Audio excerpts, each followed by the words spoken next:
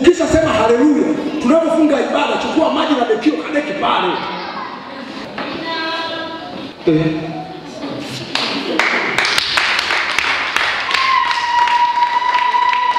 Tunatafuta kumtumikia Mungu. Bwana Yesu asifiwe sana. Amen. Haleluya. Tunatafuta kufanya nini? Muulize jirani yako, kanisani hapo unafanya nini? Hata nimekuja ibadani, mwambie achana na mambo ya kishamba. Kanisani unafanya kazi gani hapa? Hapo wengine mnaulizana kipole eti kanisani unafanya kazi gani hapa? Mkazie macho. Ame kanisani hapa unafanya nini? Kuna watu mna kazi hapa, mnatoka nyumbani vitu vya baridi, mnavitosha moto mnaondoka. Na vikalia vinapata moto. Wewe, Mungu anataka umtumikie. Umtumikie.